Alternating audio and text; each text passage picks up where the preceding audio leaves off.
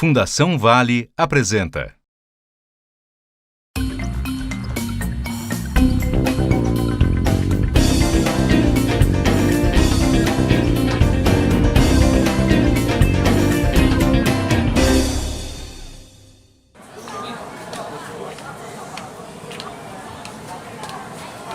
As pessoas têm dificuldades em morar no centro porque, em geral, os terrenos localizados nestas áreas são terrenos ou residências bem servidas de serviços públicos e aí é que estão os empregos. Então, em geral, como a preferência das pessoas é ir morar nestas áreas centrais, esses terrenos e essas residências são mais caras. As comunidades mais pobres são, geralmente, removidas das áreas mais nobres das cidades, eu diria que expulsas pela dinâmica da valorização mobiliária. Na medida em que as áreas vão se enobrecendo, portanto, se valorizando, essa própria dinâmica de valorização de preços tende a expulsar as populações mais pobres. Nesse duplo movimento, acontece a expulsão dos mais pobres e a apropriação das áreas mais valorizadas, as melhores áreas da cidade, pelos mais ricos. Vamos resistir, vamos continuar resistindo pela nossa terra, é nosso.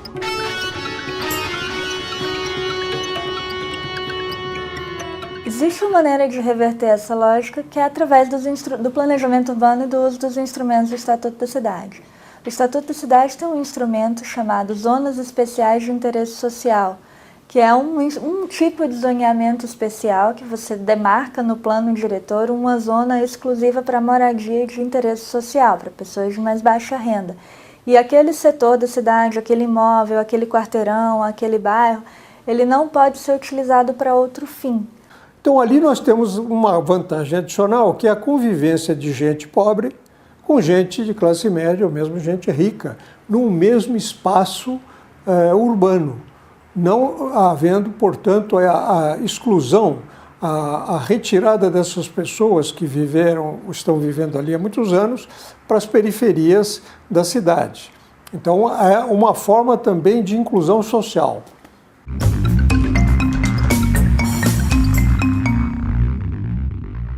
A operação urbana é um instrumento dentro do perímetro da operação urbana, se arrecada outorga onerosa que tem que ser aplicado ali mesmo, nas obras previstas. Ou seja, com o adensamento daquela área, o setor imobiliário vai atuar, mas ele vai pagar uma contrapartida e essa contrapartida vai ser aplicada na própria área, nas obras previstas, e o que foi definido no plano diretor, que no mínimo 25% desses recursos deve ser aplicado para a habitação de interesse social. Por quê?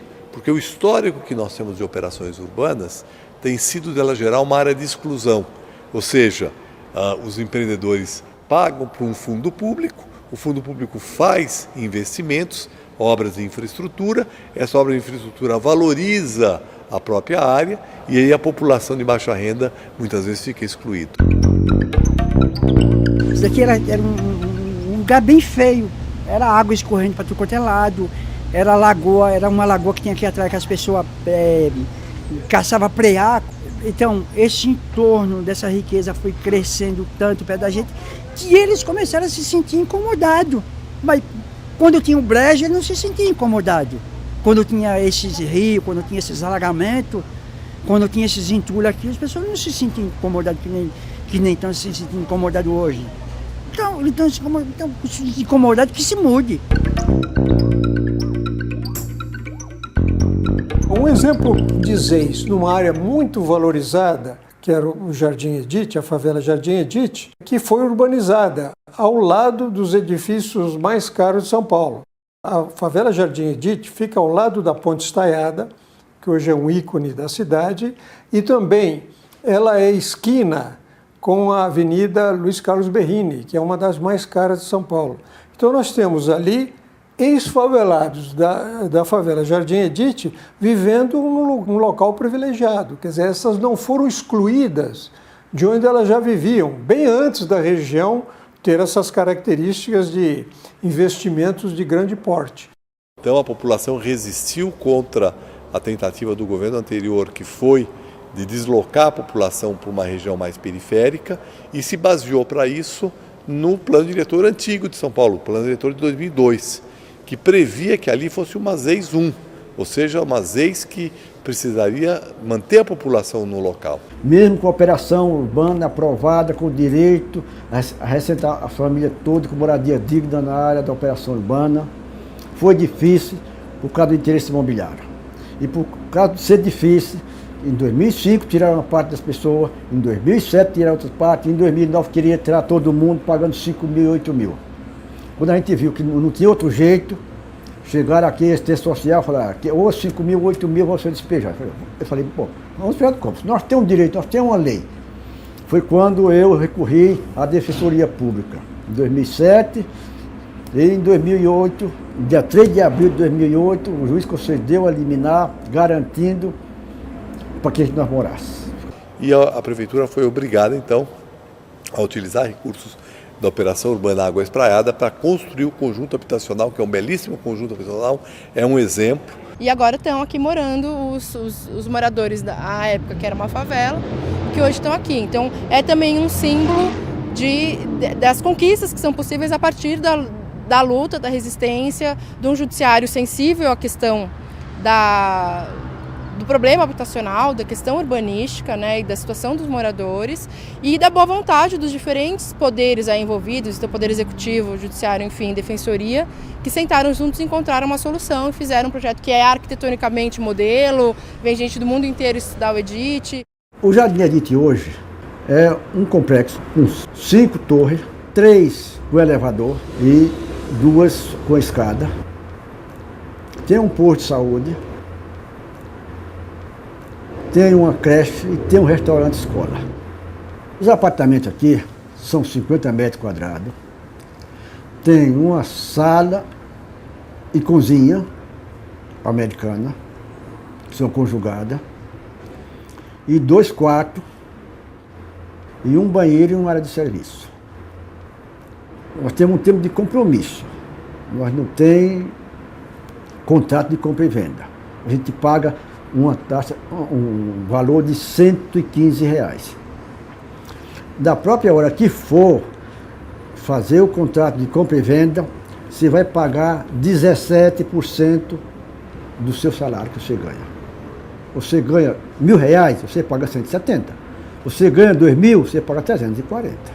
Nós morando onde nós moramos há 40 e tantos anos, numa favela, e hoje estamos num conjunto de habitação, um dos mais procurados do mundo para conhecer a luta da resistência que teve aqui os moradores de Jardim Edith para conseguir ter essa moradia nesse local. A maior lição que o Jardim Edith deixa é para as comunidades saber que é possível se defender e garantir os seus interesses e os seus direitos quando eventualmente elas venham a ser procuradas pelo poder público para ser removidas, né? Quando elas perceberem que que a sua casa está em risco, comunidades consolidadas. Então, entender que é possível resistir a isso e que é possível procurar uma forma alternativa de solução dessa questão e que é possível morar num lugar valorizado, num lugar central, num lugar que respeite a dignidade, num lugar arquitetonicamente interessante, junto à sua comunidade, que é possível fazer isso. Eu me sinto muito feliz de estar aqui no meu apartamento vendo essa beleza, essa maravilha. Outro exemplo é a favela Coliseu. Aqui na comunidade Coliseu, nós somos em torno de 1.100, sei lá, 1.200 pessoas. Não dá para ter o dado completo. Mas é o seguinte, o Coliseu, nós estamos num bairro chamado Vila Olímpia. É um dos bairros mais ricos, de repente, o mais rico de São Paulo. Essa favela Coliseu fica entre os edifícios mais modernos de São Paulo também, e a favela está incrustada ali. Esse muro ele foi feito para separar a gente Caramba, esse muro ele nunca existiu, esse muro ele foi feito uns 10 anos para cá. O patrão lá falou assim, vamos meter um muro aqui de 4 metros de altura, meter uma rede elétrica ali em cima, se não colocar o dedo ali em cima, ele se lasca todo logo de uma vez. Eu olho para esse muro assim e falo, caramba, esse muro é o Belim. É o Belim, ó. É uma favela que resistiu a processos de despejo. Nós não vivemos no tempo da ditadura, que o trator vinha e passava, esbagaçava tudo e já era. Hoje não. Ela foi incluída como uma das obras previstas no plano de obra da Operação Urbana Faria Lima.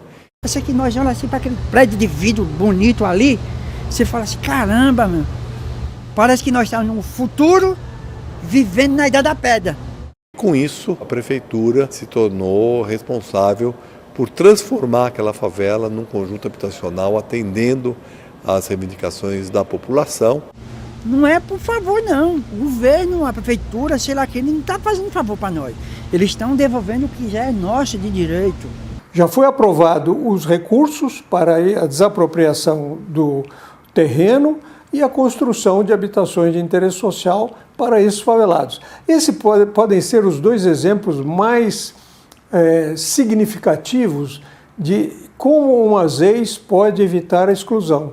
Eu diria que é um marco da resistência de uma população de baixa renda numa área de muita valorização.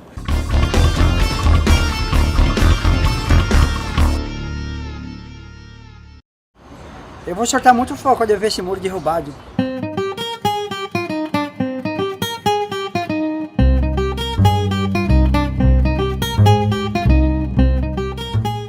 A ocupação Manuel Congo se situa estrategicamente nesse centro da cidade, né, que é a Cinelândia, do lado da Câmara de Vereadores, numa ruazinha que é o Centro Guanabara, que se transformou numa rua muito mais movimentada depois que nós viemos para cá. A escola é perto, as crianças pegam ônibus aqui na praça, vão para a escola, dá para ir de ônibus, dá para ir andando se quiser, tem posto de saúde perto, a vida facilita muito, né? Não precisa você ficar pegando ônibus para muitas coisas, não precisa. A ocupação Manuel Congo ela foi planejada num contexto de colocar no debate o porquê que os imóveis centrais, embora públicos, a maioria deles, continuavam abandonados, né? Então, a ocupação Manuel Congo era um prédio do INSS, construído em 1940. Quando nós ocupamos, em 2007, ele tinha mais de 10 anos desocupado, todo sujo, precarizado. É uma vitória, né, para nós, a gente ter conseguido ficar aqui num prédio, né, que antes era abandonado, né, e agora do lado da Câmara Municipal do Rio de Janeiro, né, no centro do Rio de Janeiro, no coração do Rio, né? Entrar aqui e colocar 42 famílias de empobrecidos das periferias aqui de novo, eu ainda me arrepio porque pra gente era mais do que um desafio, era uma emoção. Porque revitalizar para nós é fazer a vida pulsar. Revitalizar não é botar cimento, revitalizar não é derrubar uma perimetral e fazer um túnel, revitalizar é botar gente, botar a vida. Vai, Davi, acho que não você, Davi.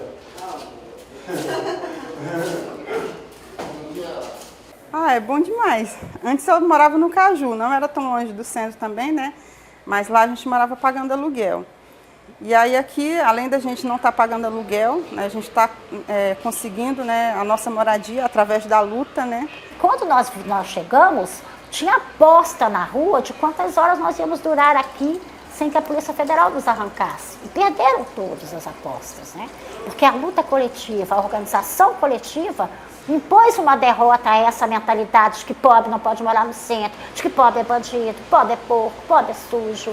E o mais importante é que conseguiram o financiamento do governo federal, né, do Ministério das Cidades, a Caixa Econômica, para a requalificação do prédio e para também a reforma embaixo no térreo de um restaurante e de uma casa de sambas que eles vão fazer. Nós sabemos que morar verticalizado uma população de faixa de renda como a nossa não é fácil num lugar desse, por conta do condomínio. Por isso formamos uma cooperativa com os moradores que vai explorar o espaço gastronômico que a gente vai inaugurar no térreo, no segundo andar, concomitante à inauguração da nossa reforma, que deve estar terminando em novembro desse ano. Então, isso acho que é um exemplo, vai ser o primeiro exemplo assim, de uma ocupação que pode mostrar para a gente alternativas, né, de bem-estar urbano para as camadas populares, para as classes populares que não têm moradia. É um sonho realizado, né? A gente lutou, a gente acreditou e a gente está aqui, né?